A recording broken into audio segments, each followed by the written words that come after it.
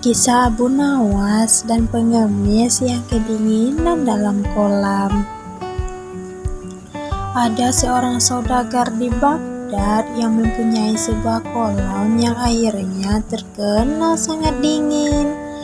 Konon tidak seorang pun yang tahan berendam di dalamnya berlama-lama,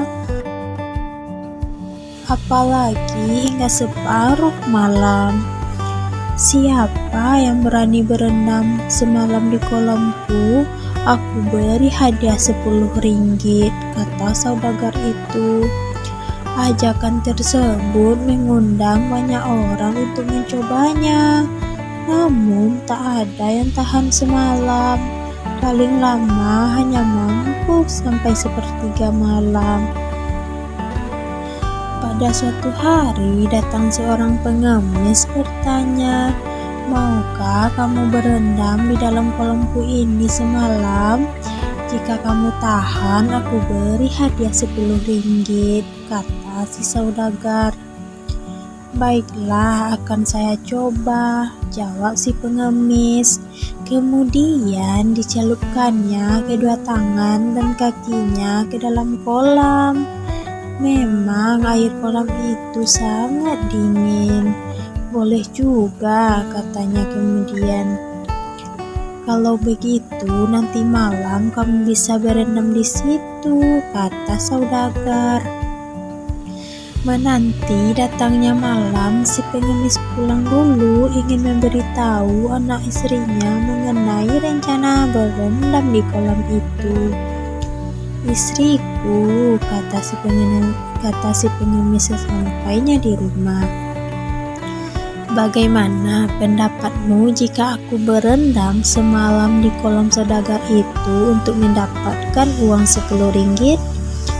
Kalau kamu setuju, aku akan mencobanya." "Setuju," jawab si istri.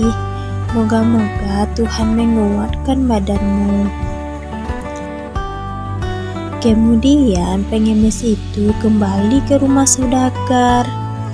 "Nanti malam jam 8 kamu boleh masuk ke kolamku dan boleh keluar jam 6 pagi, kata si saudagar. "Jika tahan akan kubayar upahmu." Setelah sampai waktunya, masuklah si pengemis ke dalam kolam itu. Hampir tengah malam ia kedinginan sampai tidak tahan lagi dan ingin keluar. Tetapi karena mengharap upah 10 ringgit, ditahannya maksud itu sekuat tenaga. Ia kemudian berdoa kepada Tuhan agar airnya tidak terlalu dingin lagi.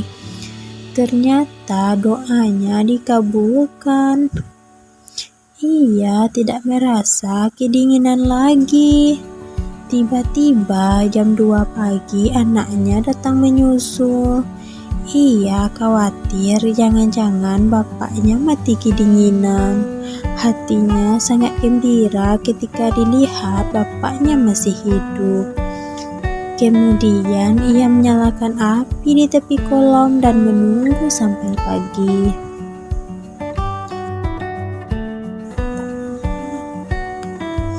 Siang harinya pengemis itu bangkit dari kolam dan buru-buru menemui si saudagar untuk minta upahnya. Namun saudagar itu menolak membayar. Dia tidak mau membayar. "Karena anakmu membuat api di tepi kolam, kamu pasti tidak kedinginan." Namun si pengemis tidak mau kalah. "Panas api itu tidak sampai ke badan saya. Selain apinya jauh, saya akan berendam di air. Masa api bisa masuk ke dalam air?"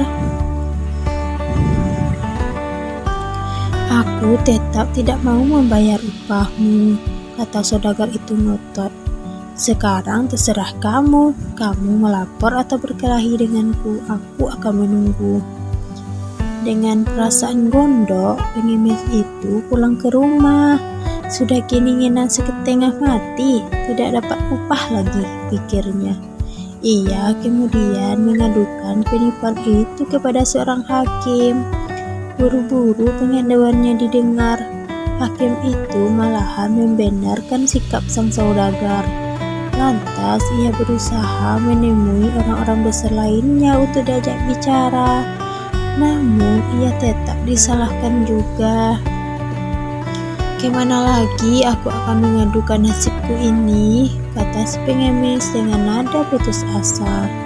"Ya Allah, Engkau jagalah.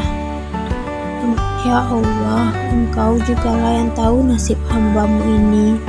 Mudah-mudahan tiap-tiap orang yang benar Engkau menangkan," doanya di dalam hati. Ia pun berjalan mengikuti langkah kakinya dengan perasaan yang semakin dongkol. Dengan takdir Allah, ia bertemu dengan Abu Nawas di sudut jalan.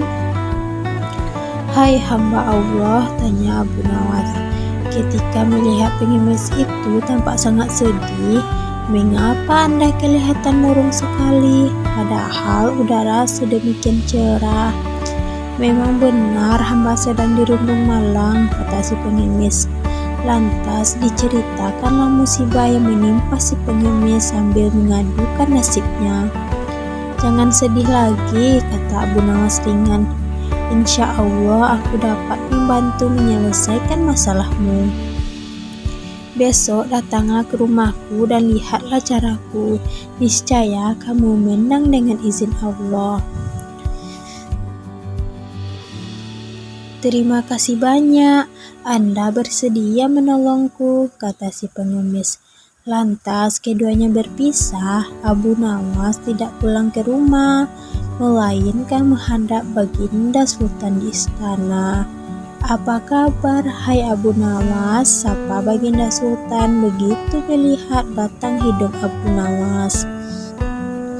"Ada masalah apa gerangan hari ini?" "Kabar baik ya, Tuanku Shah Alam," jawab Abu Nawas. "Jika tidak keberatan, pasti silahkan Baginda datang ke rumah Pati, sebab Pati punya hajat." "Kapan aku mesti datang ke rumahmu?" tanya Baginda Sultan. "Hari Senin jam 7 pagi, Tuanku," jawab Abu Nawas. "Baiklah," kata Sultan, "aku pasti datang ke rumahmu."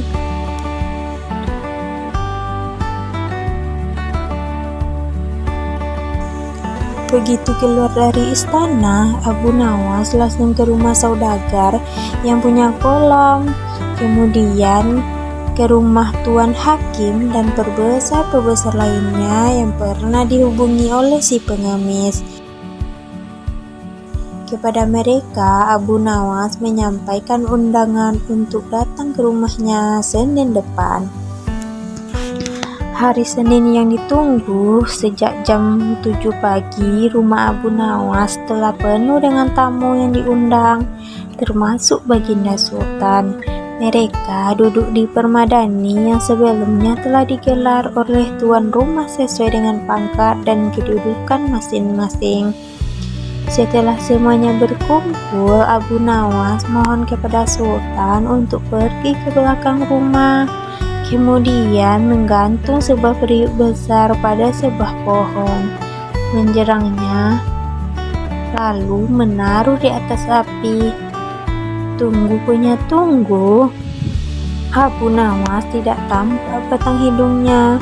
Maka Sultan pun memanggil Abu Nawas. "Kemana gerangan si Abu Nawas? Sudah masakkah nasinya atau belum?" gerutu Sultan. Rupanya gerutuan Sultan didengar oleh Abu Nawas. Ia pun menjawab, "Tunggulah sebentar lagi, Tuanku Shah Alam." Baginda pun diam. Dia duduk kembali. Namun ketika matahari telah terbit ke ubun-ubun, ternyata Abu Nawas tak juga muncul di hadapan para tamu. Perut Baginda yang buncit itu telah keroncongan. "Hai Abu Nawas, bagaimana dengan masakanmu itu?" "Aku sudah lapar," kata Baginda. "Sebentar lagi, Yash," Syahalam, sahut tuan rumah. Baginda masih sabar, ia kemudian duduk kembali. Tetapi ketika waktu zuhur sudah hampir habis, tak juga ada hidangan yang keluar. Baginda tak sabar lagi. Ia pun menyusul Abu Nawas di bagian belakang rumah, diikuti tamu-tamu lainnya. Jika mau tahu apa sesungguhnya yang dikerjakan tuan rumah, ternyata Abu Nawas sedang mengipas-ngipas api di tungkunya. "Hai Abu Nawas, mengapa kamu membuat api di bawah pohon itu?" tanya Baginda Sultan. Abu Nawas pun bangkit. "Demi mendengar pernyataan Baginda, ya Tuanku Syah Alam, hamba sedang memasak nasi. Sebentar lagi juga masak," jawabnya. "Minanak nasi?" kata Baginda. Tanya Baginda, "Mana periuknya?" "Ada tuanku," jawab Abu Nawas mengangkat mukanya ke atas. "Ada?" tanya Baginda keheranan. "Mana?" Dia menongakkan mukanya ke atas mengikuti gerakan Abu Nawas. Tampak di atas sana sebuah periuk tergantung jauh dari tanah. "Hai Abu Nawas, sudah gilakah kamu?" tanya Sultan. "Memasak nasi bukan begitu caranya. Periuk di atas pohon, apinya di bawah. Kamu tunggu 10 hari pun, beras itu tidak bakalan jadi nasi." Baginda, Abu Nawas berusaha menjelaskan perbuatannya. Ada seorang pengemis berjanji dengan seorang saudagar. Pengemis itu disuruh berendam dalam kolam yang airnya sangat dingin dan akan diupah 10 ringgit jika mampu bertahan 1 malam. Si pengemis setuju karena mengharap upah 10 ringgit dan berhasil melaksanakan janjinya. Tapi si saudagar tidak mau membayar dengan alasan anak si pengemis membuat api di pinggir kolam. Lalu semuanya diceritakan kepada Sultan lengkap dengan sikap Tuan Hakim dan para pembesar yang membenarkan sikap si saudagar. Itulah sebabnya Patik berbuat seperti ini. "Boro-boro nasi itu akan matang," kata Sultan. "Airnya saja tidak bakal panas karena apinya terlalu jauh." "Demikian pula halnya si pengemis," kata Abu Nawas lagi. "Ia di dalam air dan anaknya membuat api di tanah, jauh dari pinggir kolam. Tapi saudagar itu mengatakan bahwa si pengemis tidak berendam di air karena ada api di pinggir kolam, sehingga air kolam menjadi hangat." Saudagar itu pucat mukanya. Dia tidak dapat membantah kata-kata Abu Nawas. Begitu pula para pembesar itu, karena memang demikian halnya. "Sekarang aku ambil keputusan begini," kata Sultan. "Saudagar itu harus membayar si pengemis 100 dirham dan dihukum selama 1 bulan karena telah berbuat salah kepada orang miskin. Hakim dan orang-orang pembesar dihukum 4 hari karena berbuat tidak adil dan menyalahkan orang yang benar." Saat itu juga si pengemis memperoleh uangnya dari si saudagar. Setelah menyampaikan hormat kepada Sultan dan memberi salam kepada Abu Nawas, ia pun pulang dengan riang.